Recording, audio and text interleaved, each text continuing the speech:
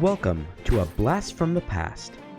This experience has been polished to a new shine while still respecting the idiosyncrasies of the original version. This is a Metroidvania style game that reminds me of the Shantae game series. If this genre of game suits your style, then buckle up for the ride that is Wonder Boy: The Dragon's Trap. Wonder Boy and the Dragon's Trap is a remaster of the original Genesis title from back in the day. It's about the story of a boy or girl who is tasked to save the kingdom from an evil dragon.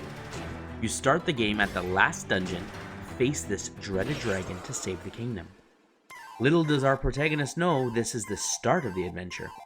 As you fight your way through the castle to the dragon itself, you soon find out upon defeating him that he places a curse on you. This curse transforms the protagonist into an animal form, which changes their ability to fight, navigate, and even defend against attacks. You are then tasked to travel the land, killing various dragons in order to finally reclaim your true form and save the kingdom. A straightforward story for a game based decades ago. While the story itself isn't the biggest motivation to continue on this quest, the gameplay and puzzles help drive you forward. The graphical style is a nice, watercolored cel shading compared to the 8-bit pixel style that was the original game. Speaking of the original game, you can switch to the original art style on the fly by hitting the ZR or right trigger button. You can appreciate the game in its entirety, in its original look if that suits you, or simply swap styles as the mood fancies you. I love the detail work they put into the animations of the various animals and enemies, and some of the dialogue has been brushed up from the original as well. The gameplay loop of this game is straightforward. Travel through the world as an animal form, make your way to the dragon boss, defeat him, and get transformed into a new animal to do it all over again. The hook here is that there are various shops strewed about the kingdom that offer new swords, armor, and shields that augment the character's stats. Some shields may be stronger for some characters and weaker for others. Certain swords have magical properties which allow enemies to drop more money or change stars into blocks, and so much more. I was determined to collect every piece of armor and weapon to try the different combinations out. While I was able to achieve this feat, it turns out at least half of them provide very little benefit to the character you are currently using at the time. And the ones that truly add some interesting tweaks, like being immune to lava for instance, are gotten either very late in the game or given to you as a means of progression instead of a great secret reward you need to seek out. There are 5 items you collect from defeating foes at random. These change up the gameplay a bit, allowing you to progress a little easier through certain areas as they help you cover the disadvantages of the current animal form you have taken.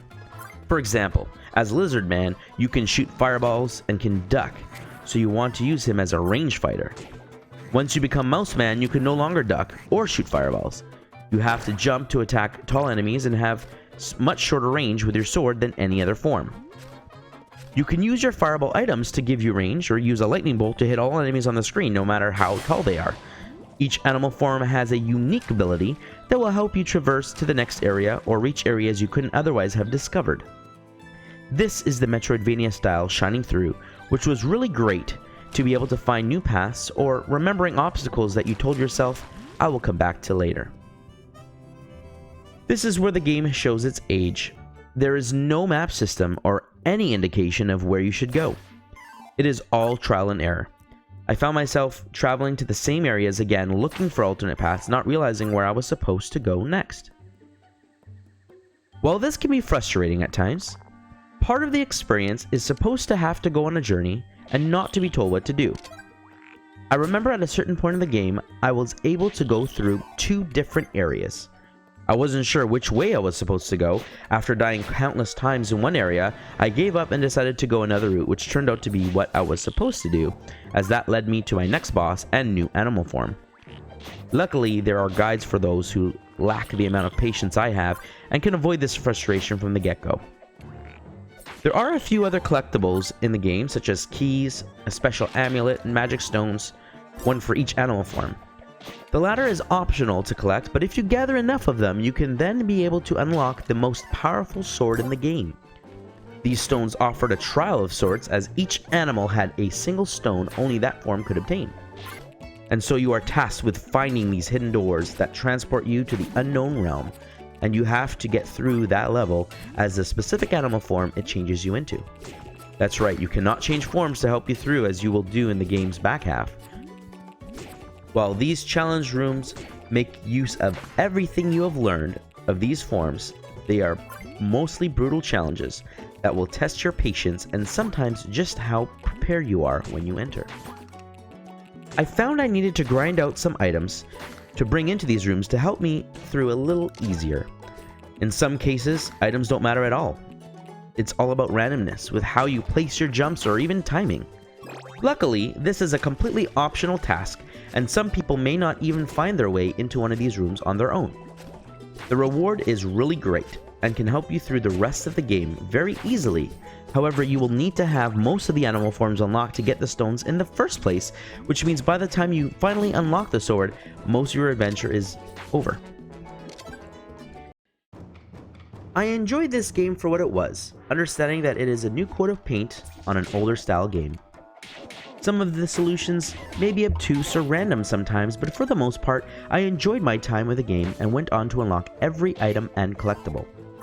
I was able to finish the game in its entirety in about 2 sittings, perhaps about 5 to 8 hours to completing absolutely everything. I am looking forward to playing the sequel, Monster Boy, which I am told is a much more reworked from the ground up game, from game mechanics and gameplay. I recommend playing this game if you are an old school Metroidvania fan or just a Shantae fan. I would wait for a sale on the price, however, just to get the most out of your money.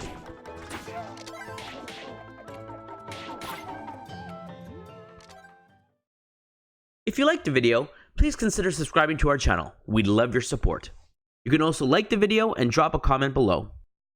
If you click the thumbnail, you can watch some other game reviews we've done in the past.